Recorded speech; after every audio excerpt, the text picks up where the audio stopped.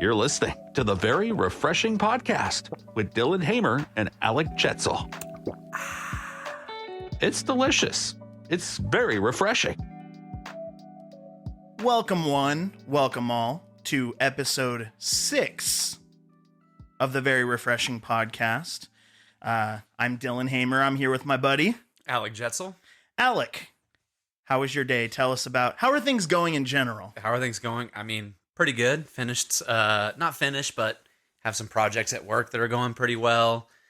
Staying up to date on things. I got a good workout in today before I came over, so feeling pretty good. How about you?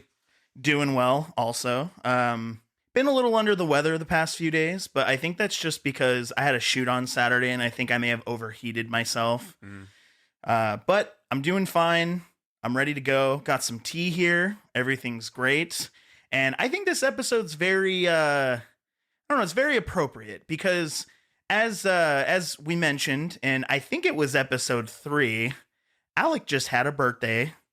Yeah. It was a week ago, right? Yep. It was last Wednesday. Okay. Yep, not a sound effect. We don't have a soundboard. That was either a birthday kazoo or like a very high pitched toot. And either way, I think it's perfect. All right. So the reason I say this is appropriate is namely because you, sir, were born in 94? 94. 1994. So I just turned 29. I am right on the cusp of my 30s. As are a lot of people that were born in 94, 93, 92. Everybody in that range is either right next to their 30s or already in it. Yeah, if you're like me, born in 1991, I have fallen over the edge and I am drowning. So it's like is it like the memes that like the moment you turn 30, you've got knee pain and back pain just inexplicably? Well, as mentioned in episode 1, I did have some back pain. So I don't know if that's going to be the case for you, but hey, if it is the case, don't be surprised. I won't. I'm anticipating it so that I'm not disappointed when if it happens. And with Alek turning 29, both of us being 90s kids, and I know 90s kids, you know, it's a little flexible of a term because some people that identify as 90s kids are mainly kids that were born in the mid to late 80s and actually grew up in the 90s. Whereas, you know, I was born in 91. I got to enjoy the 90s a little bit more than you. Yeah. So, you know, we wanted to talk about the 90s. And I would say also the early 2000s for that very reason. So this episode 6, is called Born in the 1990s. And I don't know, we want to reminisce a little bit, have some nostalgia. Yeah, tell some stories. And just talk about some of the differences, right? We're not going to be those old men that are saying, in my day, we used to throw dirt clods at each other. We're not going to be that way. But there is some truth to that. And anyone that was born in a specific time will always claim that that time is the best. Right? Yeah. So, I don't know. I think the 90s was pretty cool. Yeah, definitely. One of the main things I think that a lot of people talk about is it's like right on the cusp of when the internet came around, right? So guys like me and you, guys and gals like me and you, we know what it's like to try to entertain ourselves without the internet.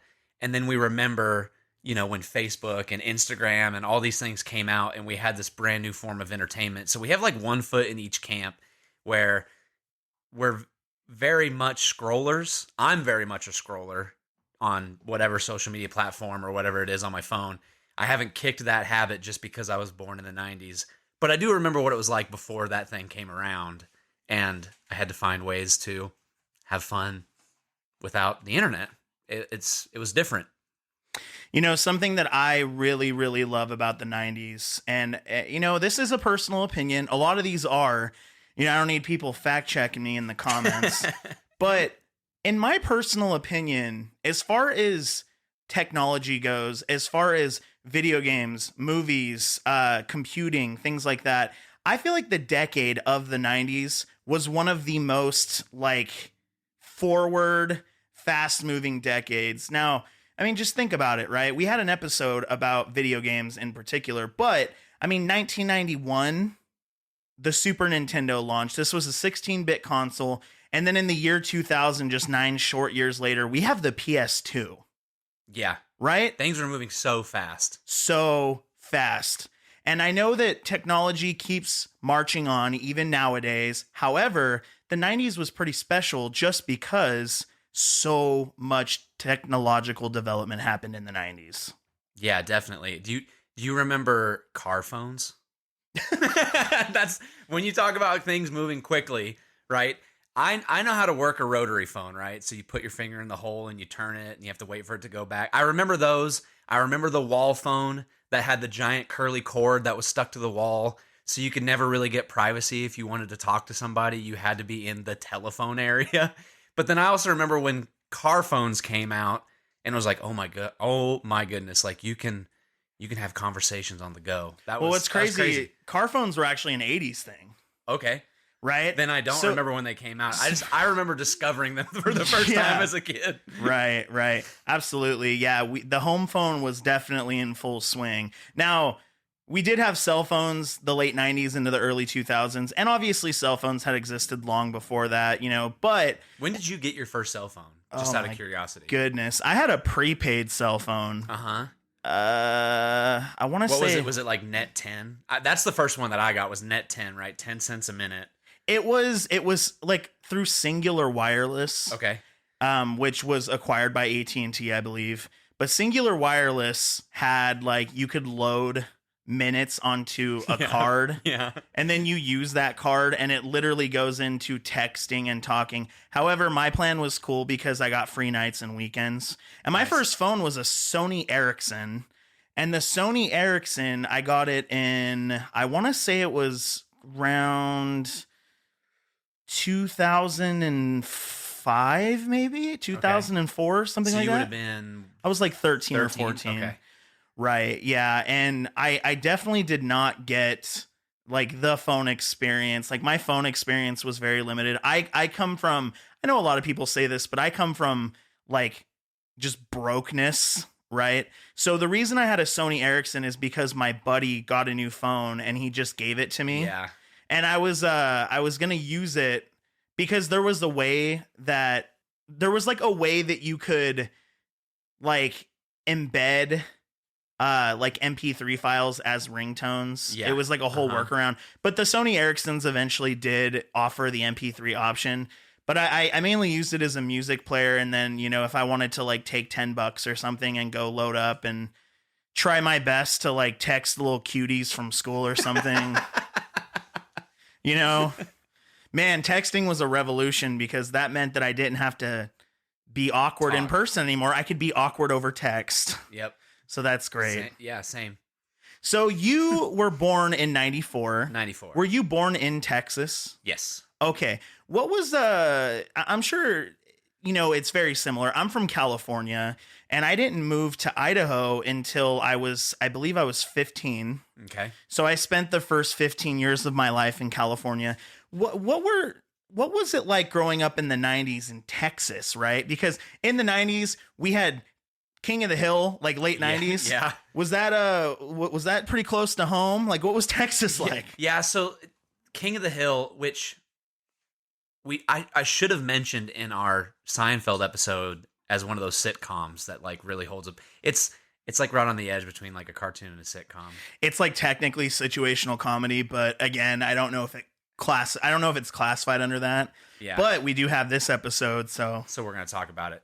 So I'm trying to remember because, born in 94, I didn't start like making memories until maybe 1999, right? When it was just about over, or 2000, right? I've been 5 or 6 years old. When you became like sentient. Exactly. Yeah. When I stopped, being a baby genius and went into. You remember that movie? Yeah. They called it like crossover. The crossover. Where you go from being like a baby genius. A baby where you don't know what's happening to you're like fully like self-aware now. And all the other babies were like, "Oh no, we lost him. We lost him." Yeah. What a weird reference. Baby Genius is another 90s movie. So, right on topic. Yeah. But I remember certain things about Texas specifically, right? Like now that I'm a little bit older and watch King of the Hill, all those characters were spot on. The Boomhauers, the Dales. We had these across the street neighbors. Daryl and what was her name? Julie. Daryl and Julie, and they were like the peak of the Texans. They were great people. And one of the things I remember the most about being a kid in the 90s in Texas was going to the high school football games, which, as everyone knows, football in Texas is a whole nother animal, right? So the Cedar Hill High School, I was born in the Arlington area of Dallas. I remember doing my growing up in Cedar Hill before we moved to a different spot in Texas. So the Cedar Hill High School, their football stadium was as big as like Boise State Stadium, minus like the upper areas. It was just as big, and they were huge. I remember at the end of the game, they would invite the kids onto the field to go run it. You know, it was like a whole experience. I remember that. I remember fast food being like an important piece of my childhood. Dr. Pepper being a really important piece of my childhood, because that's like the most Texas thing, is to be addicted to Dr. Pepper. Pib Extra. But I remember Pibb. a lot of things, and I wonder if this was like a Texas or Southern thing. Maybe you can weigh in on this. I feel like every kid in the 90s, every kid, at least every boy in the 90s, either played baseball or like soccer. As little kids, right? It was before you could kind of understand the intricacies of football or basketball. I'm sure there were kids that were like indoctrinated into that really early, but I feel like every kid I knew was either on a baseball team, right? T-ball and then coach pitch, or they were on a soccer team. And playing baseball as a kid in the 90s in Texas is like some of the best memories I have. Oh yeah, it's the best. I played baseball a lot. And Texas is very similar to California, just because, you know, we kind of in a way border on Mexico, right? Yeah. So the thing is like a lot of the Mexican kids would play soccer because it was a cultural thing, for sure. right? And there were some like white kids and black kids that played soccer. However, I definitely played a lot of baseball. I played some football, I wasn't into it, but baseball was the coolest. You'd go do your games and then go to like a Pizza Hut afterwards. Yeah, or you'd get the juice boxes, right? Capri Suns. Moms would bring you'd have like snacks. They'd bring some snacks to the game for the kids. And but yeah, that's the thing that stands out the most to me in as being like a kid in the 90s was playing baseball, right? And like my dad, my grandpa was actually drafted to play professional baseball. It just wasn't going to work. He had already had like a family at that point. And my dad was super into baseball. But yeah, I remember playing T-ball and then coach pitch and then kid pitch. And, you know, winning a championship one year with Coach Buzz. I remember Coach Buzz. Coach Buzz. It doesn't get any more 90s than that, right? Coach Buzz was our Kevin McAllister's brother. Coach Buzz was our head coach. My dad was one of the assistant coaches that year. And this was like one of the fun parts about playing, you know, Little League baseball as a kid, was that every team in the league was based off of a major league team, right? So you had like the Cubs and the Tigers, and we got to wear what the major league players were wearing. We were the Mets, right? I played for the Twins. You played for the Twins, yeah, right? and it was like literally the Twins jerseys. Yeah, and the hat and everything, right? So they just like, I don't know, they just like ripped off those jerseys and put them on kids. It was the coolest thing ever, right? It was like, and you know, like growing up, I was always a Mets fan because that was the team that I played for, right? And you know, the year that Coach Buzz helped us win the championship of that little league, and it was the best ever. And a couple of my buddies from school were on that team. So every time we were, you know, hanging out at school, we'd get to talk about baseball. That's like the epitome of like a 90s experience as a kid for me. For some reason, that's just like what I hold in my brain. Yeah, someone will have to correct us. And Alec, you might actually know this. Do little league teams still wear like the polyester?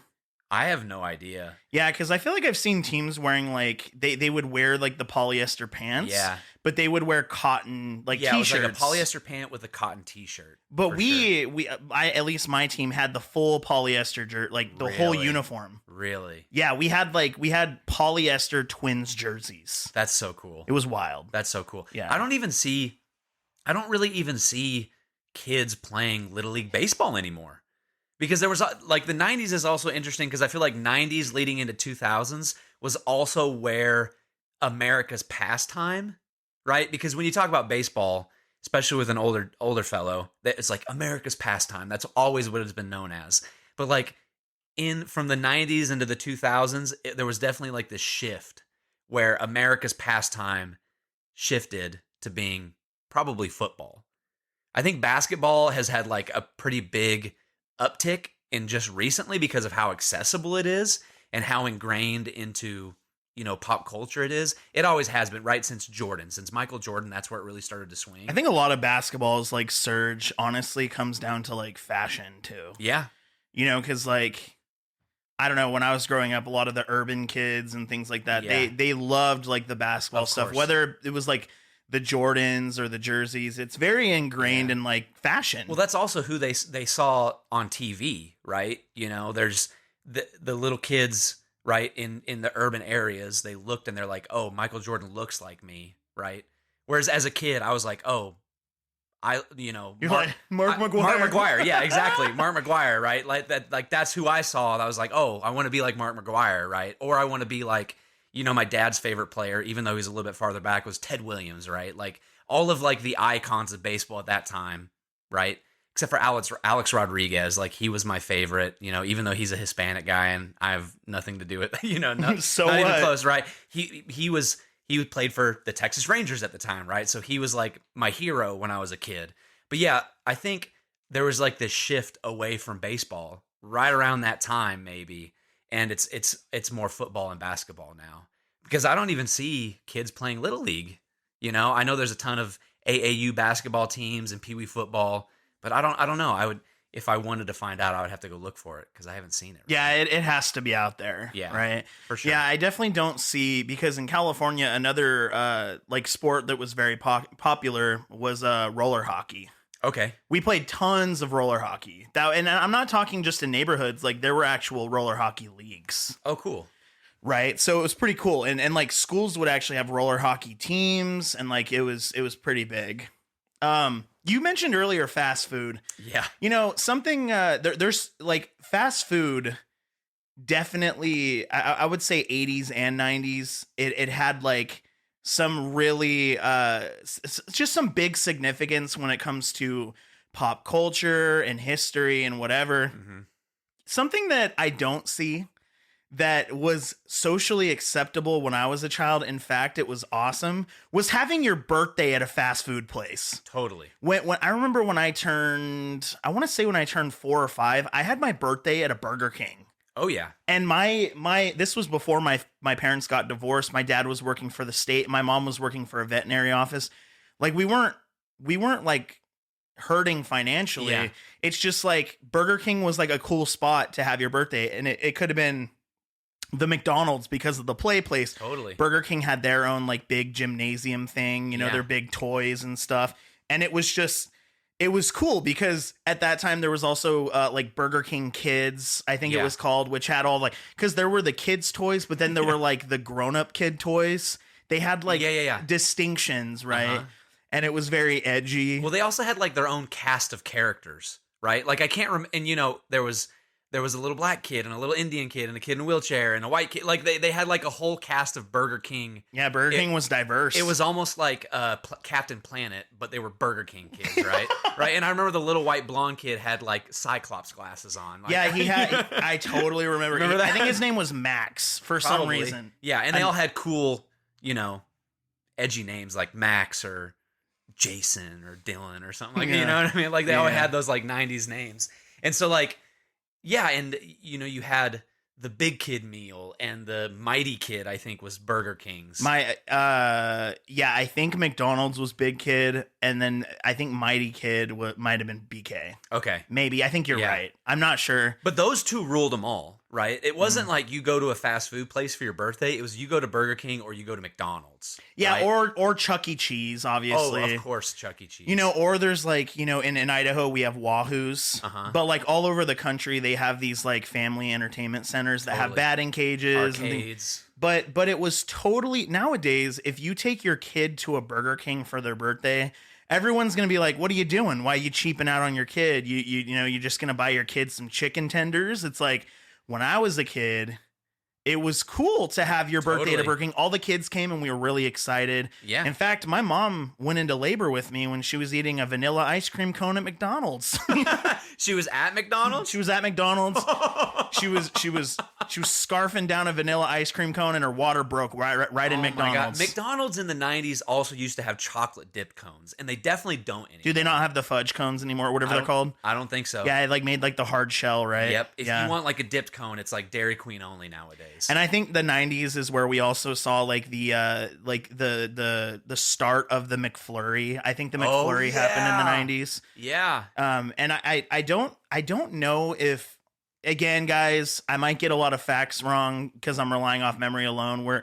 I don't know. We're just speaking off the cuff. Yeah. But the reality is that I might get some stuff wrong. I think the first McFlurry might have been just M&M's McFlurry. That sounds right. And then they might have implemented more later. Yeah. But the 90s was like the decade of edge.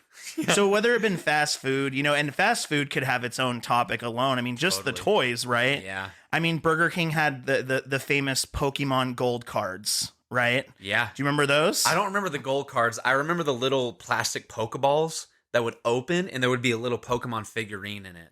Oh, see, they had that. Yeah. Also, in my childhood as well, they had the Pokeballs, but you would open them and then they would have like a gold Charizard or a Mewtwo. It was just like a metal card. Yeah, and like 1 in a million had like the legendary card or the legendary, Something. and you were like, oh, I have to Like Gyarados Yeah. or whatever it's called. gotta catch them all, right? Yeah, and then Burger King also had the famous Inspector Gadget toys. Yeah, I have not thought about that in years. But you could assemble a full Inspector Gadget, but Yeah. every time you went to Burger King, you would get like a different limb or a different piece. Yeah. And you would try your best to assemble. And it was right Yeah. around the time the Matthew Broderick Inspector Gadget came out. Yep.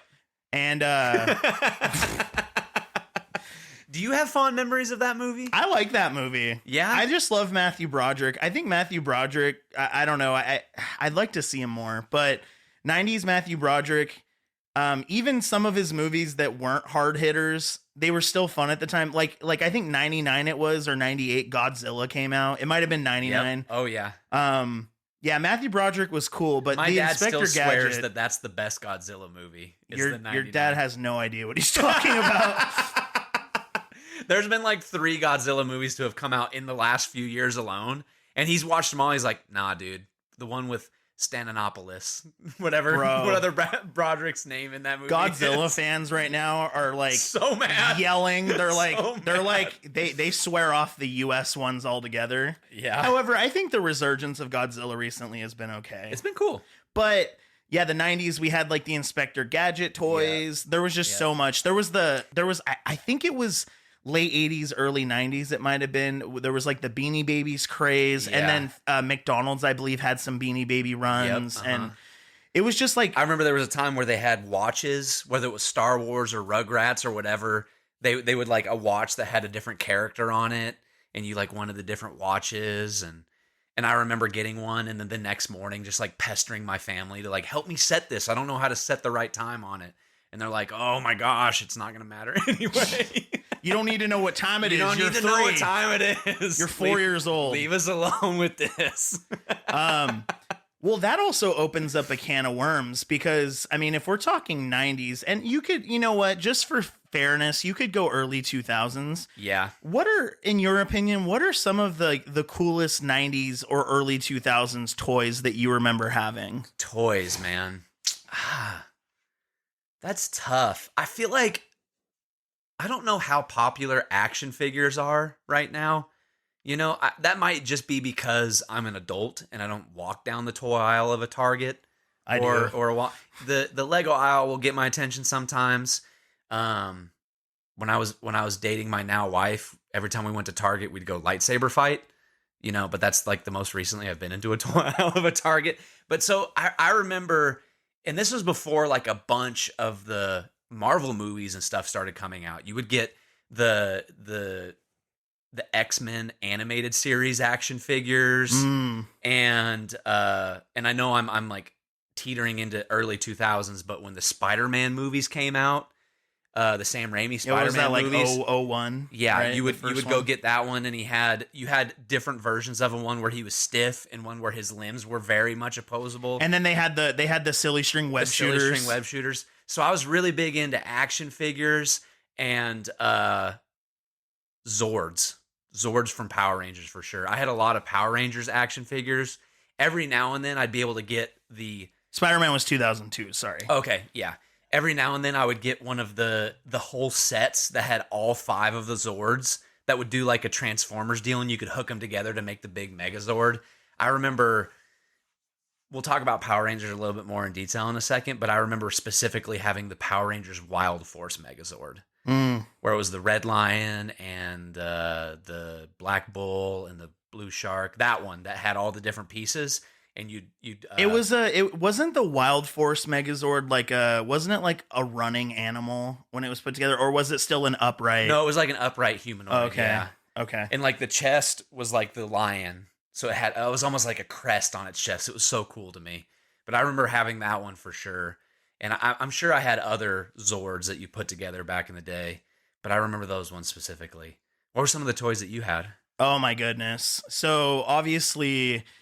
Yeah, like Power Rangers was a big one, especially Mighty Morphin, Zeo, Turbo, like anything Power Rangers was huge. But I actually got into some weird toys, and I might be talking to like 0.5% of the population right now. So when Home Alone 2 came out, he had a tape recorder in the movie called a Talk Boy, and he spoke into it. And he was able to he recorded things throughout the movie to play pranks. It was called a Talk Boy. Okay. But they released a toy version of the Talk Boy, and I had a Home Alone 2 Talk Boy, and I would always record myself, and it was pretty neat. Home Alone 2 came out in 92. Yeah. That's way earlier than I would have thought. You thought Home Alone came out later? I don't know why, because Home Alone 1 would have come out, 1990 flat, maybe? 91? I guess I can look it up. I'm right here. No, I think Home Alone 1 was 90. If I'm not mistaken. I think it was 1990. 1990 and Yeah. 1992. You know what else came out in 1990? Let's hear it. The Teenage Mutant Ninja Turtles movie. Which Yeah. technically we could go into. If we're talking about toys, I mean, obviously there's Ninja Turtles. And then every one of those cartoons or TV shows had their own slew of action figures. Oh, I have to talk about Beast Wars. I definitely had Transformers Beast Wars, right? I had a bunch of those. Those are I wasn't as into the Transformers themselves. I always thought that animals was cooler than vehicles at least at the time. And so I had Beast Wars toys for sure. And I love that show. That was one of my favorites. And then, of course, there were shows that I was obsessed with as a kid, and that correlated or that went into toys, right? Totally. I was super into X-Men the animated series. Uh-huh. I was a really big Gargoyles fan, so I had Gargoyles toys. And then Speaking of edgy, that's a Disney show, isn't it? No, Gargoyles. Is it? It is Disney, right? So even Disney was pumping out some of these darker, edgy things for kids. If it is Disney, I don't we're checking on that. I don't think it is Disney, dude. Disney. Yeah, it's a Disney show. That's fairly dark and edgy for Disney. Yeah. Oh yeah. And in the 90s, I mean, I don't know, man. It was just 90s was the edge decade. 80s had some of that with video game mascots and stuff. Yeah. I mean, late 80s you had Sonic the Hedgehog and stuff like that. But 90s, we saw a lot of kids shows that definitely would not work today. Yeah. I mean, Gargoyles was okay. It was a little dark, right? But you had I know this sounds so goofy to say this, but you freaking Goosebumps, for example, you couldn't show a lot of there was death in Goosebumps and things like that. Yeah. It was the decade of edge. And it was because of video games. It was because of computers. It was because of television. It was crazy. But toys in the 90s were really cool. Action figures. I know if we're going into late 90s, early 2000s, another great toy series. I feel like you're going to get stoked because this is right up your alley. Okay. Freaking Bionicle. Oh, I haven't thought about Bionicles in a while, dude. Bionicles were great. Dude, can I tell a quick little story? A Bionicle story. Yeah, a Bionicle story. Yeah. I remember there was one year, and my parents call me and my next youngest brother, Zach. I'm the oldest, he's the second. They call us like into their bedroom. It was almost like the conference room for the family. And they're like, hey, we have something for you guys. And we're like, oh man, we're in trouble. And then they bring in these 2 little gift boxes, and we're like, it's not Christmas, it's not our birthday, it's not even close. And they're like, you guys have been doing really well in school, and we got your report cards, we're really proud of you, we got you guys a gift. And it was the first Bionicle, like the first series of Bionicle. And me and my brother sat there and put them together, and we both got the same one because they were worried, like, if we get them different ones, they'll fight over. Was it the disc throwing one? No. It was okay. Now that we've talked about Bionicle, I know more about Bionicle than maybe I should. The movies were my favorites. They had I've never seen the movies. Dude, they had 3 Bionicle movies that came out. So it was the first generation Toa. The Toa were like the taller ones that were like the heroes of the whole community of Bionicle. And I remember we got the black one, right? Whose element was stone, right? But they had like the little gear twisters so their arms would do like these gyrations. They ended up like not doing that in later generations, but I remember putting those together with my brother and being like, this is the coolest thing that Lego could ever come up with, and we're in on this. And for real, for years, we bought Bionicles and collected them and made them. And there's still like a big bucket of Bionicle pieces at my house. We'll have to go play with them. Yeah. Well, so my one of my brothers, Eric, he is still very into them, and he has like a whole collection, and he's like mixed and matched pieces to create his own characters. And so he has like a big display of them. We'll have to go look at them. That's awesome. Bionicles, I haven't thought about that in forever, but that was a big piece of Alek childhood toyness. Yeah. Toyness. Yeah. Crazy you brought just that up. Just coined a new term, yeah, toyness. Yeah. I can't believe that I forgot about that. That's a huge piece. Yeah. Bionicles were pretty awesome. Again, I never got for me, it was always like a surface level, like, oh, I'm going to build Bionicles. Yeah. I know that I think at one point they may have had like a television show. I don't know if that, I don't remember. I don't remember the show. The movies for sure I remember. Yeah. But there was like a lot of, basically in the 90s, a lot of those shows were just advertised. They were just there to push toys. Movies were there to push toys. Yeah. But also, I don't know. Even, Batman. The last couple Batman movies. Oh, yeah. Batman Forever, Batman and Robin. Yeah. I remember hearing an interview where the cast is like, I felt like we were just in a toy commercial. That was an hour and a half long. Yeah. But I do remember getting like the Robin motorcycle toy from Batman and Robin. Coolest toy. I also thought that Robin was the coolest as a kid. Was that Chris O'Donnell? Chris O'Donnell. I was like, dang, that good guy is cool. Which, talking about 90s and early 2000s, they just edged him up, right? They made him an adult instead of a kid. They gave him a buzz cut and an earring. They're like, let's make Robin edgy, right? Yeah, I mean, they still kind of did like the Flying Grayson storyline in Batman Forever. There's the part where Harvey is like telling Batman to show himself, and Val Kilmer's like, I'm Batman.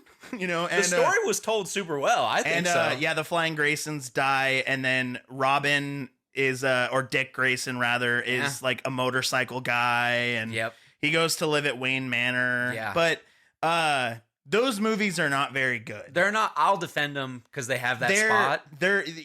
We have a whole episode about fandoms, and I think nostalgia is going to be a big part of that. Okay, yeah.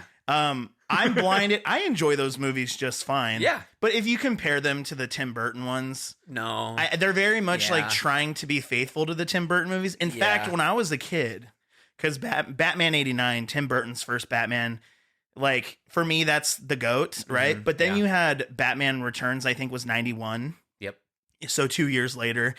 And because they tricked me, because the actor Alfred was the same and Commissioner Gordon was the same, I thought that they were continuations, but they were just swapping Batman actors. Were they not continuations? They are, but they're very like, they don't reference the Tim Burton duo. They don't really do that. So it was like Alfred was the same and Commissioner Gordon was the same. So it was like almost like a soft reboot, because back in the day we didn't even know what a reboot was, man. Yeah, I was tricked. I was like, oh, it's all part of the thing. I remember when I saw, this is not 90s, but I remember when I saw Batman Begins, right? The Christopher Nolan movie. I was so confused, right? because I thought it was a pickup or at least like a prequel to the Keaton movies, right? Well, because what was going to happen Because was, as a kid, I didn't know what a reboot was. I didn't realize that's what they were going for. Right. Which is a stellar movie, by the way. Oh, but, yeah. So Batman 89 happened, and then Tim Burton did Batman Returns, and then they were going to do a third one called Batman Continues. Okay. And so I totally get where you're coming from. Like, almost like the naming convention. Yeah. Batman Begins almost fits into the Batman Returns and Batman Continues. Yeah. Like, But I kind of remember watching Batman Begins, and I was like, yeah, but Jack Napier kills his parents, not this Joe Cool guy. Like, what is this? Like they were changing the story on me, and I was like, this is a prequel to the Keaton movies. Why are they changing things? And then afterward, I had a buddy like explain to me what a reboot was, and I was like, oh, they're starting over. Okay, I can kind of get behind that. But the first time I saw Batman Begins, I was dead confused. It was crazy. So yeah, toys. It just, there's so many toys from the 90s that are just iconic. I mean, a lot of it comes into action figure, whether it tie into movies, whether it ties into TV shows. There were originals, just like we mentioned, Bionicle and things like that. Hot Wheels, obviously, it's not a staple of the 90s, but you know, it continued throughout the 90s. Yeah, we had Legos. I remember even when I was really, really young, some of the Fisher Price toys were really cool. They had like a really big like pirate ship toy that I used to play with all the time. I remember the pirate ship in the castle. Yeah. That one? Yep. Dang. Yep. I had both of those. Yeah, same. Yeah. So Fisher Price even put out some bangers. Yeah. Some really good toys. Yeah. And then there was a lot of lawn toys, I feel like, back in the day, like especially from Fisher Price, right? Like you had, speaking of bringing baseball back, you had like the wiffle ball bat, and then there was like this little like circular platform, and you would put a wiffle ball in it, and then you would step on it, and it would pop air and up. You would hit it. Right? I totally they had remember lawn that. toys just like that they were cranking out in the 90s. That kind of cool stuff. And there was, it was just like so many cool things happened in the 90s. And again, late 80s and early 90s, you know, the tail end of decades definitely fit into the following decade as like one and the same. Yeah. I would say from like 1987 to the end of the 1990s is almost like a decade in itself. Sure. But it's like you had like the popularity of like, in California, we called them doughboy swimming pools, the above ground, big circular swimming pools. Yeah. You know, some of them are kind of like pseudo inflatable, and some of them are made of like this. It's almost like carbon fiber or something. Yeah, it was at least like a metal framing with like a tarp kind of like lining.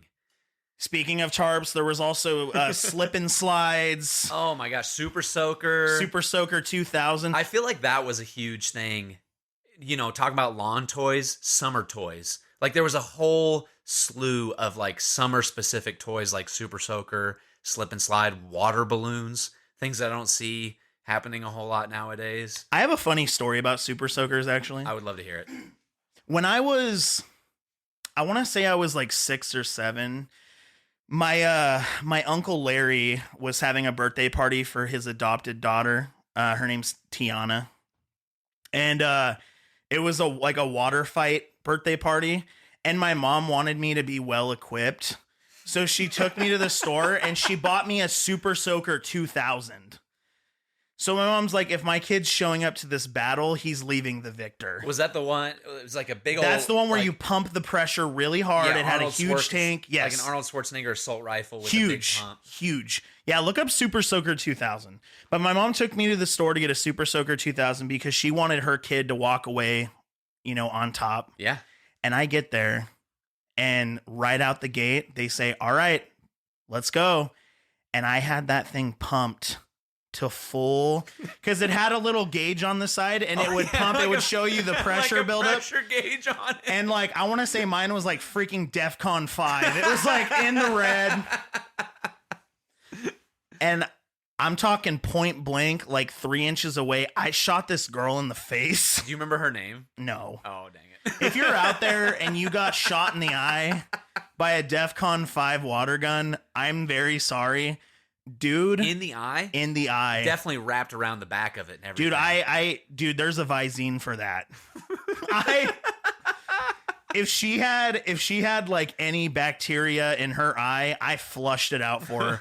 It was almost like it was like a chemical flushing station at a lab. That's like I shot her hard. Like the ones in the science labs. Yes. Where you just shoot water in your eyes. So I shot her in the eye, and I got my Super Soaker 2000 taken away from my uncle, and I had to go in the house, and I didn't get to like participate the rest of the time. Dude, I blasted this chick. And I didn't get in trouble from my mom, but it's like my mom bought it for me. Yeah. Like, you can't give a kid a weapon like that and not expect him to use it. Yeah. You know what I mean? Did you have, okay, so I know you don't remember her name. Did you have beef with her? Because point blank is excessive, my man. Well, no, but I definitely like... Here's the reality. I don't think I knew the gravity of what I was holding. Okay. This was the first shot. I pumped it while we were building you, like, up. Snipped the zip tie off of it, pulled it out of the cardboard, filled it up with the hose, and pumped it, and the gauge went all the way up, and I shot this chick in the face. So if you're out there, she was fine. But if you're out there, I'm sorry. There's just some poor lady with an eye patch just listening to this right now. I mean, I had a lot of reasons in the 90s to be upset with other kids, you know? Like, I don't know. I didn't have beef with her. I had a beef with this girl at school. Maybe I was weirdly taking it out on her. Yeah. You know, cuz kind of projection. Probably. Because there was this girl that I had a crush on at school. It's so interesting to have crushes when you're a child. I know. We had this talk with your dad recently about remembering people's first and last names. Uh-huh. And you know, for her privacy, I'm not going to say this girl's full name, but her name was Stephanie. And, you know, that was a very confusing time because Kimberly from the Power Rangers was on television, and also Roxanne from a Goofy movie was on. So it's like I was experiencing a lot of sensations, and By the way, I laugh not because I'm judging. I laugh because I'm in 100% agreement. Those are my two TV crushes for sure. Yeah, and I was experiencing a lot of new sensations. And there was this girl at school named Stephanie, and I really liked her, right? And yeah, basically she had a friend named Stephanie also. Let's just say Stephanie F was the girl I liked, and Stephanie B was her friend. And her friend was a bigger girl, okay? And my mom brought cupcakes to school one day, enough for every kid to have one. And I grabbed myself a cupcake. All the other kids got a cupcake. I was holding my cupcake. I was about to, you know, let it have it. Yeah. I was about to scarf. Yeah. And I feel like a finger tap my shoulder, and I put my cupcake down on my desk, and I turn around and I talk to my mom for a second. I turn back around, and my cupcake's all over Stephanie B's face. It was like that scene in Matilda, you know, the cake scene with Brucey. Yeah. So maybe I was upset at her, and I shot another like innocent girl in the eye. Yeah. I don't know. Dang. Something I want to ask you about. Okay. This is a big part of the 90s, and Okay. and I want to see you light up about this. Let's talk a little bit about video stores. Okay. And what was the experience of the video store in your family? Like, do you have any interesting stories? I know I'm kind of putting you on the spot, but what was it like as a kid going to the video store with your family, renting movies, video games, whatever? You know, what was your experience like with video stores? Yeah. It was almost like a ritualistic thing, and maybe you agree with that. But whatever night of the week was Blockbuster night, or whatever the mom and pop video rental store was nearby. I don't remember the name of it. I remember the one that we went to in Cedar Hill, at least for a while, was not a Blockbuster. But for the sake of going to Blockbuster on some night of the week, it was definitely a tradition to go the same night, right?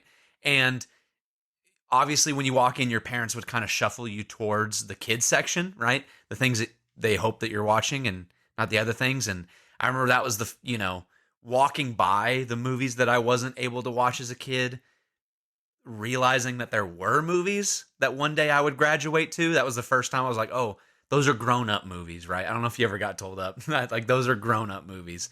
No, I just watched them. See, but my parents were cool with that. That's Yes. that's a topic. Yeah, see, I had a little bit more of a sheltered upbringing. And I don't say that in any kind of judgment against what you had going on. But yeah, learning for the first time that there were grown-up movies that I wasn't going to be able to watch until later. Experiencing this probably wasn't a thing until DVDs, but like being able to get a VHS that had like a couple episodes of your favorite show on it. And it wasn't until DVDs where you get like a whole season, or like several episodes. But yeah, that's where I started experiencing movies, right? And then sometimes you would get something thinking it was something else, and then you'd watch it and you were disappointed. Did that ever happen to you?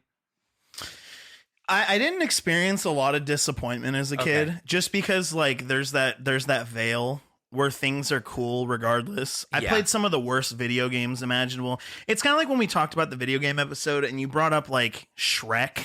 Yeah, the TV tie-in movie or not great, but you have fond memories because you had that child veil where you're like, this is all I have, so I'm going to enjoy it.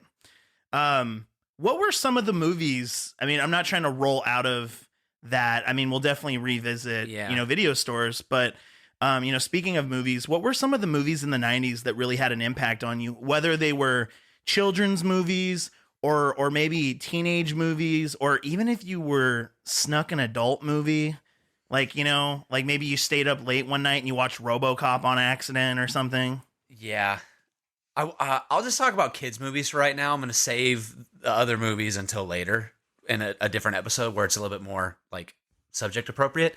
But yeah, so I remember, and like Dylan has said, I'm just going from memory, so this may not be 100% accurate, but I feel like the 90s is also where Disney got really good. And what I mean by that is they started making movies that weren't just the princess movies, right? It wasn't just Snow White or Sleeping Beauty. 80s and 90s. Right? Like, but 90s had that like that new wave Disney that was really iconic. Yeah, exactly. They like The Lion King came out, and the Goofy movie, which is to this day my favorite Disney movie of all time. It's mine too, number one. Sorry, I shouldn't say the Goofy movie. It's a Goofy movie. Yeah. And Treasure Planet also still one. And same thing, edgy, right? Jim Hawkins has like a bowl cut with a Jedi braid, and he's like a solar surfer. I remember that movie. But yeah, there was like, I'm trying to remember I remember watching, getting a VHS of first Batman, the animated series, and then Batman Beyond. Talk about the 90s and early 2000s just being over edgy. I'm trying to think of some other ones. Are there any that you can think of off the top of your head? Well, absolutely. So tell me about kids movies first to see if I can jog my memory. So a Goofy movie was definitely huge. I mean, 90s Disney saw a Goofy movie, Lion King. We saw Tarzan. We saw Hercules. Oh my gosh. I think it might have been 91 or 90. I think Oliver and Company was early 90s. Oliver and Company. There was this huge surge of great Disney movies in the 90s. Yeah. I mean, for most people to this day, people will say that Lion King is the best. And I think Lion King is my number 2. Yeah. But Disney, like a Goofy movie just crushes it. But something that I really loved about the 90s too in regards to movies is the 90s was also the dinosaur decade. I was thinking about that earlier because I knew we were going to talk about the 90s. So again, late 80s, because in the 80s and into the 90s, we saw shows like Dinosaurs. We saw Jurassic Park. It was a great decade for dinosaur content. Dinosaurs were really cool. Yep. When you go 70s and 80s, people were overly obsessed with space. Like space was the thing. But in the 90s, it was definitely dinosaurs. I remember space having some carryover too. Sure. Because I remember... I mean, space is always cool. For sure. I mean, Space Jam. Yeah. Anytime you would ask a kid, what do you want to be when you grow up? I think every kid went through, especially in the 90s, every kid went through a phase where they wanted to either be an archaeologist or an astronaut. Yeah. Like, I know for sure I thought of those two things as a kid.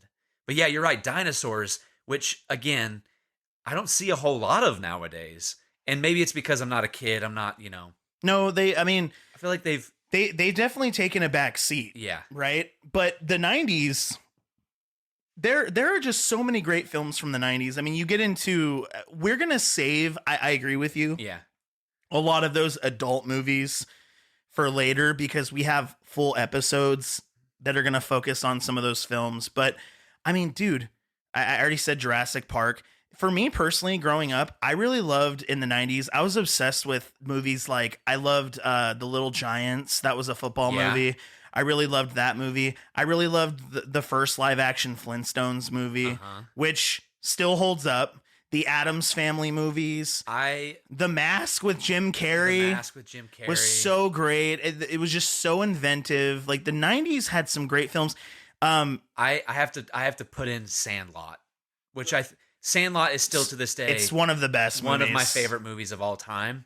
Watch it every 4th of July. It's like the most American experience I can have. I even you're gonna laugh at me. There was a couple of times in my life I spent time outside of the United States, living in a different country, and when I came back, out of sheer coincidence, I watched The Sandlot, and it made me emotional about the United States, having been away from it for so long. Also, after the pandemic, me and my wife, we took a trip to Seattle, and we went and saw a Seattle Mariners game, and it was the first Mariners game that had been at full capacity since everything had been locked down. And they did this it was 4th of July weekend. They did this ginormous firework display, this show. And at some point in the middle, they played the "Oh Beautiful" from Sandlot. And I definitely shed a couple of tears. I was like, oh, man. Well, and it's like, like I said, I mean, just getting off the dinosaurs topic. I mean, again, We're Back was from the 90s. Yeah. Land Before Time was in the 90s. Which was scary. Do you remember where they go like feral for a minute? That was scary. And then obviously I was super big into late 80s into the 90s. I was obsessed with Batman 89. That's not a 90s film, but that was definitely a film that I watched a lot. Yeah. The live action Ninja Turtles movie. We've talked about the Three Ninjas movies. Oh, Three Ninjas. We watched a lot of Three Ninjas as a kid. Rocky, Colt, and Tum Tum, man. Yeah, dude. Yeah, Tum Tum was my spirit animal. I watched the first 20-ish minutes of that movie. It's awful. A little while ago. I need to watch the rest because part of me thinks it might hold up. I don't know if it does, Three man. Ninjas Kick Back, That's the second one. The one where they go to Japan. Yeah. I need to watch it all the way through. I think it might hold up. Well, and then there was like An American Tale and Fievel Goes West, and there was a very interesting art style too. I feel like in the 90s for animated movies, right? Because you had like the very Disney art style cartoons, but then there were other studios like the studios that did We're Back or Fievel Goes West that were doing a very different, almost darker style of cartooning, and that was like very prevalent through the 90s. And oh yeah. And I know it's late 90s, but I can't get off this without talking about how awesome the Iron Giant is. Like, okay, when you said Little Giants a second ago, I thought of Iron Giant, and then I remembered the Rick Moranis one. But yeah, the Iron Giant is one of the most underrated Rick movies. Moranis. Yeah, I used to watch Honey, I Shrunk the Kids all the time too. Or Honey, We Shrunk Ourselves. Yeah. But another movie, just to get off this, there's so many, you guys, but a movie that I watched religiously as a kid, there are certainly movies that I think don't hold up anymore. And it's really unfortunate. Like when I was a kid, I used to really like the movie Babe for some reason. Yeah. It's awful. Like I can't even watch it now, but a movie that is it just boring? It's so corny, to a degree. And the first Land Before Time treads those waters too. So there was two pig movies. There was Babe and Gordy. Yeah, do you remember? I remember Gordy. I wonder if Gordy's any good. We'll have to see. Babe is bad. Like bummer. I remember my ex-girlfriend was like, "Dylan, let's watch Babe," and I got so pumped. I was like, "Yeah, let's watch Babe," and I wanted to freaking throw up the whole time. I wonder sometimes, are there movies like that we watched religiously that our parents were in the background like, this sucks, dude, and I have to be in the same room as it all the time because my kid likes it. Well, yeah, so my much. mom used to watch them with me. But a movie that I also watched religiously as a kid, it might have been the same for you because we're talking about animation, the freaking Page Master. Like, such a great movie. Totally. Christopher Lloyd, Whoopi Goldberg was also pretty big in the 90s. I mean, she's obviously, I think she's still doing The View, but the 90s were great. you know, and think about all the topics we visited so far. You can go back and you can you're like, hey, remember when McDonald's and Burger King used to have like video game stations that you could play video games? Yeah. Or, hey, remember this movie from this year or this toy from this? Yeah. It's impossible to sum it up. But again, we had video stores, we had great toys, we had great TV, we had like just being a kid in the 90s was the coolest. It was the coolest. And man, I used to love the video store, just kind of revisiting that. I actually worked at a Hollywood Video in my teenage years. I got fired, but I worked there. Why are you going to say that for another episode? Can you tell us why you got fired? So I was actually on a hockey league at the time. Not a hockey league, sorry. I was doing like these like pickup games. Okay. And I had a day off and my new manager hated me. And basically I had my day off. She asked me to come in so she can brief me on some new policies. And I told her I couldn't because I was playing hockey. And it's my day off. And she's like, okay, you know, just come in, you know, when you're working tomorrow and I'll bring you up to date on everything. I came in and she just fired me. Oh, bummer. My brother always tells this story because my brother came and picked me up because I called him and I was crying. Because that was he loved that job. Well, and it was also the first job I ever lost. Oh. And I felt so embarrassed. Yeah. But my brother always tells this story because he was there for it. Yeah. I like walked out of Hollywood and I like mooned all the customers and stuff. Totally like 1000% happened. I pulled my pants down and I showed my butt to like everyone in the store. And for the longest time, it was on my resume still just because it was the only thing. When it went under, it's like, how are they going to disprove anything? Yeah. By listening to this podcast is how they're going to do it. The truth finally comes out. The truth will set you free. But yeah, video game rentals back in the day. I mean, you know, weekend rentals. It was a good time. And gosh, just so much. Were there any books that you remember reading in the 90s? Were you like a big reader?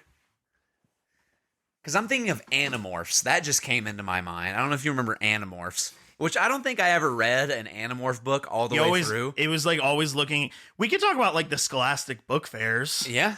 But those are still going. Yeah. Are they? Oh, yeah. Okay. There's Scholastic book fairs. We could talk about Guinness Book of World Records. There's just my gosh. Do you remember getting the Guinness Book of World Records and be like, oh my gosh. Oh my God, that guy's toenails are huge. Yeah. That guy spun how many bowling balls on his body at one time?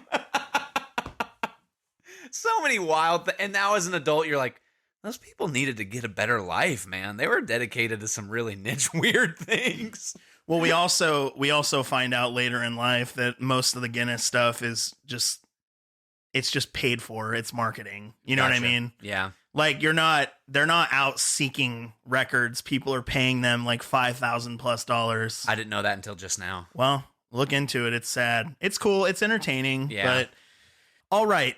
So this clearly was just an episode of us just milking the 90s as much as we can and treading those waters. Not even treading. We were in our I don't know, what are they, high waters when you wore in the 90s. Yeah. We wore our corduroys throughout this topic, you know, and we were just going through really cool memories. This one is very, I don't know, we're speaking like, what's the term, extemporaneously, right? Is that, I don't know. Is that the word of the day? Right word. Yeah. Like, I think that means like later. Off the cuff. Okay. I'm not an academic. Yeah. Real loosey-goosey. Yeah. We're remembering things as we go, so there's probably a ton of things that we forgot. But I think what would be a really cool cap to this, though, is what do you think kids nowadays would enjoy or benefit from our childhood? And it's not like, I don't want to get into the whole like, man, our work ethic, we used to mow lawns for $5 a pop or whatever the case is. But it's like, if kids nowadays could go back to 1996 or 1997, or in your case, maybe like 1999 or 2000, what would be some, what do you think they would enjoy the most? Like compared to nowadays, what do you think is severely missing from today's childhoods? I know it's very different and it's exciting in its own ways, right? Yeah. Entertainment is still in full swing and kids have so much of it. And, you know, families still take trips and all these things, but reality is like, what would be the coolest thing a kid would get from our childhood? That's hard to say, but And this is gonna, like I said, like I'm not trying to sound like an old man, but outside time. That sounds silly, but I remember as a kid, and this was, this is really, it's more available in like the suburbs, right, where you have a bunch of neighbors. But I felt like back then you would see kids out in the street playing football or baseball or roller hockey together. And I remember I used to get, you can't go outside until you finish your dinner, specifically your broccoli or whatever it was, right? And I remember laboring over those last couple pieces of broccoli and just like really trying to choke it down because I knew that was the only way I was going to be able to go outside, right? Which is where you ride your bike, you ride rollerblades, right? You get to play catch or with your dad or hit wiffle balls. I did that for a long time, not just in Texas as a little kid, but I feel like even through like middle school and early high school, you still like to go outside and play. I do like to go outside and play. I mean, go outside and play with the neighborhood kids. And maybe that's less of like a 90s thing and more of just like a situational whatever neighborhood you live in. Well, and it absolutely was. I mean, think about the days as a child when you would go to the neighbor's house and you don't know the kid's name and you're like, "Hey, can your son come out to play?" Yeah. It's like that doesn't happen anymore. Yeah, you're right. And what cool gizmo do they have in their garage that we don't, or vice versa, so we can like, have fun with each other's toys, hopefully one of the kids in the neighborhood, their dad's into four-wheelers or motorcycles or something, and we can go ride around. But yeah, like that kind of social aspect of outside play where you got to know the kids in the neighborhood, you played football, one of you was really bad and someone was really good, and there was this like incredible skill difference. But like I just remember spending so much more time outside, than I do nowadays. I'm an adult. It's a little bit different, but going outside and playing with the neighbor kids, because I wasn't just going to turn on something on Netflix or something like that, something internet related. Not to sound like an old man, but that's something that I think has gotten away. But I hold very, very dear as a kid. That was the most fun I had. Oh sure. Yeah. And trust me, guys, there's a million things that we miss in episodes like this. Is there something that you think would like benefit a 90s experience that you could like drop into modern day? I definitely think I do agree with you for sure. Some of the things that are still going today, I feel like have like exceeded their prime. I'd like to go back in time, and I don't have to go back in time. I can show kids, like, I don't know, man. It's like being a wrestling fan in the 90s was awesome. It's like I can't get away with talking about my brother and I being huge wrestling fanatics, and being a 90s wrestling fan was great. Some of the cartoons, like I would love to show a kid Batman the animated series. That was so special. It was great. Man, it's hard to say, but I do want to jump on top of what you're saying. I think there's a lot of reasons for this, and I don't want to go into why, but I think kids nowadays do struggle with socializing. Mm-hmm. They do a lot better in a virtual setting, whether it be through like video games or Discord chats or whatever. And I'm not saying that the face-to-face is the best, because like I can't make that claim. I don't know what's actually the best, but I will say, like, I know that those types of things do come with some really horrible pitfalls. Kids nowadays are very, I don't know, they're socially awkward. Not all kids, but there's like social awkwardness. There's less likelihood to go out and make friends with strangers and things like that. And I don't know, it was just like, it was cool to think that we could go make friends with anyone. It was a good time. And there are things that have been, the world is definitely in a better place in a lot of ways, right? Yeah.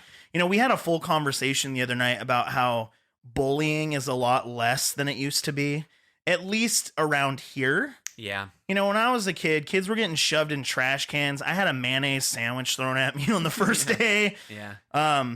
But I'm sure it still exists. But the thing is like the world is getting better in a lot of ways. Totally. But I think kids socially would benefit just from, I don't know, just outside neighbor Just time. going outside and having fun with your neighbors. Yeah. You know, that was Yeah. a cool time. Yeah. But But yeah, I mean, like our garage was stuffed with balls and bats and hockey sticks and everything, right? And you would just pick what you wanted and go out and play it, and a couple of neighbor kids would show up. But yeah, that's you would even play with kids you didn't really like that much. yeah, yeah. You were friends with kids who were close to you, even if they were turds, you know. Which has, you know, a social lesson to be learned, I suppose. You know, getting along with people that maybe aren't really in your sphere. But yeah, you don't want to sound like a couple of old dudes reminiscing or saying the kids nowadays need to. But yeah, I think there's and we've talked about the 90s being like this, you know, edgy era. But part of me also thinks that maybe 90s was like a really high level social era where people were, you know, we talked about technology at the very beginning. We were right on the cusp of this time where people could communicate at the highest level up until that point, right?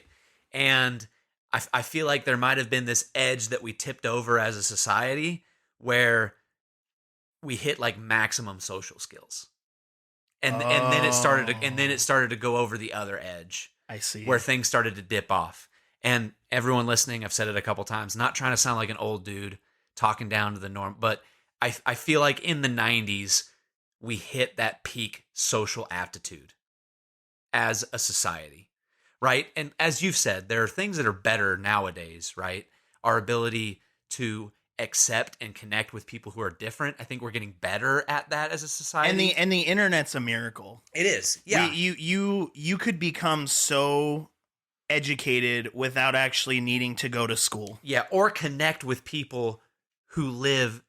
I mean, in the 90s, if you've watched Seinfeld, you know this. In the 90s, you had to pay extra for a long distance phone call.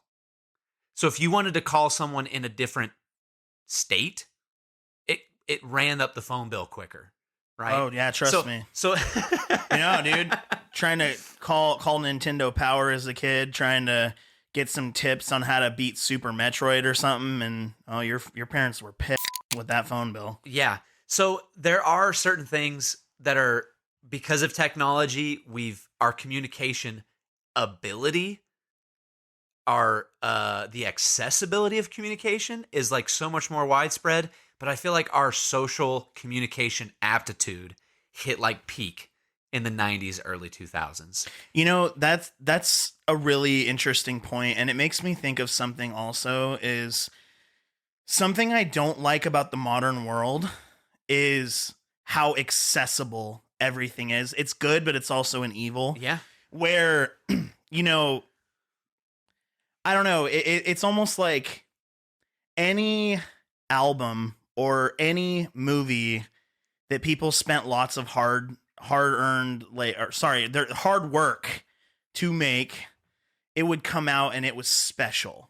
Yeah. Everything was special because there was a degree of mystique. And this isn't exclusive to the 90s. This is just prior to like the 2010s, right? Yeah. When things were special, you didn't know a lot about them. You didn't have like immediate access to everything. You could go out and you could just get something and it meant so much. I remember buying video games or CDs or whatever as a kid and just like melting over the artwork and like all the things that came into it, right? And it's like the nowadays, little booklet in the CD case, and you look and you're like, oh man, it turns out Justin Timberlake wrote on this NSYNC song, but not on that one, right? You would learn so much more, I feel like, because you had that physical thing. But nowadays, it's like artists make things or people make things and they go to a streaming service and maybe 1,000 people watch it and just disregard it. Or an artist releases a new song on a streaming platform that they worked really, really hard on and maybe spent a lot of money to make.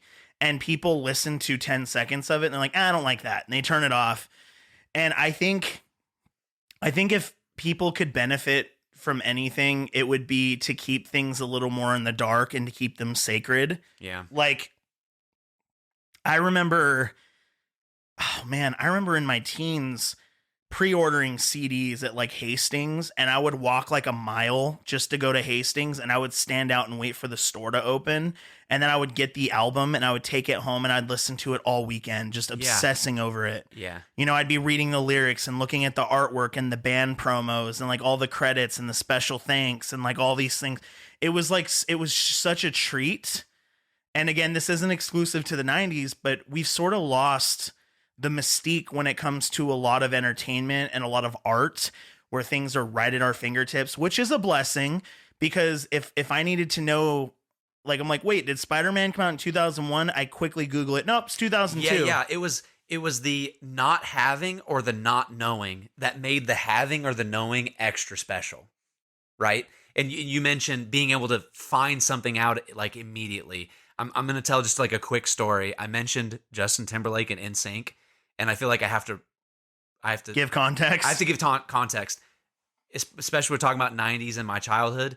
Boy bands, especially NSYNC, was my jam, dude. I had the CDs on the little CD player. I'd do the dances in my room and sing along, you know. I thought for sure one day I'd be part of a boy band. But I remember one time, me and my family, we went to Applebee's, right?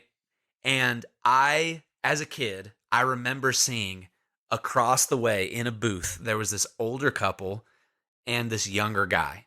And I assumed that they were parents. And I remember looking over and I went, that's Justin Timberlake for sure with his parents in this Applebee's, right? Because my world was so small, I thought, well, of course Justin Timberlake will show up at this Applebee's. He's my hero and he lives in the same world that I do, right? And as a kid, I got to hold on to that, right? Where I was like, Justin Timberlake was in the Applebee's that I was in, right? But nowadays, I go, where is Justin Timberlake from? I type it in, I'm like, oh, he's not from here. Or, oh, he doesn't live here. You know, you find those things out, but it was like the not knowing that made things so much more fun in some cases. Yeah. That's such a dumb story. I'm sorry. But that's not dumb. No, I think... No, that's a really cool like philosophical point to kind of cap it off, is like knowledge too much. It's like it's like flowers for Algernon. Like having access to too much knowledge could make the world a little less special. So it's like we need to, it's like the only way to solve the crisis of things being too accessible would be to strip away the potential of people having access to endless knowledge as well.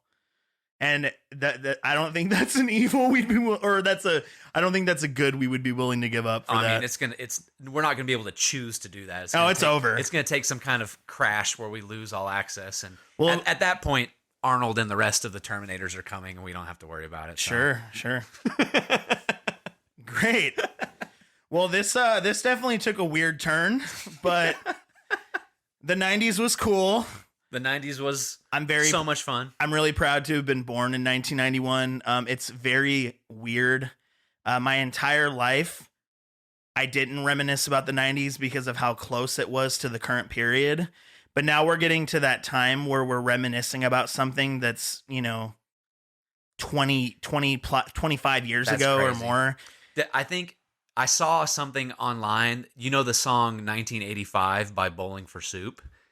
If it had been written today, it's like the same time. It's like 2003.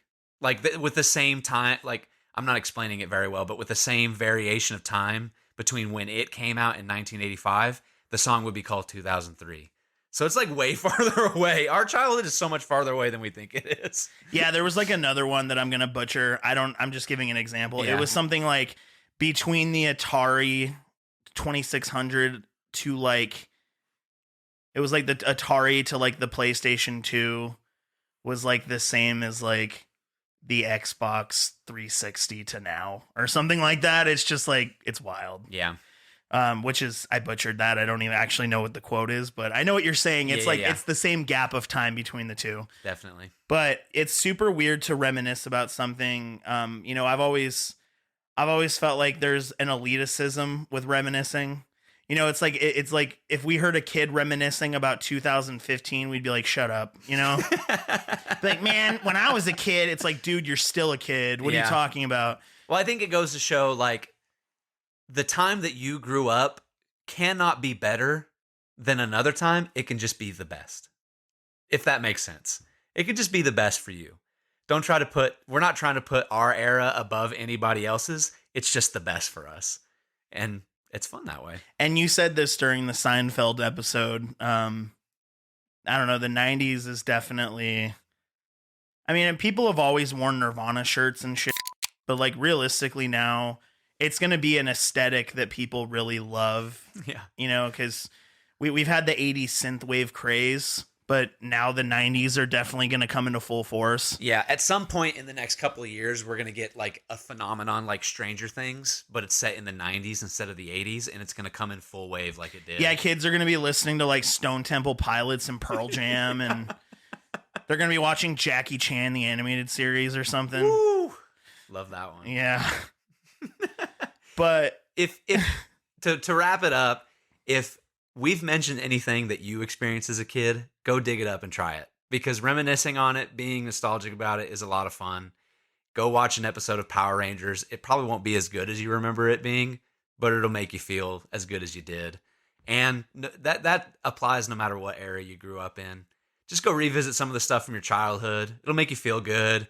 It'll make you feel old, but it'll make you feel good. And it'll make you remember some of the cool things that happened when you were a kid. yeah, memories are fun. Totally. Memories are fun. It's also so much fun. The thing that I love about this world is that I can meet a kid from Texas and I could bring up something like Bionicle and he just has the same exact grin that I would have had as a kid.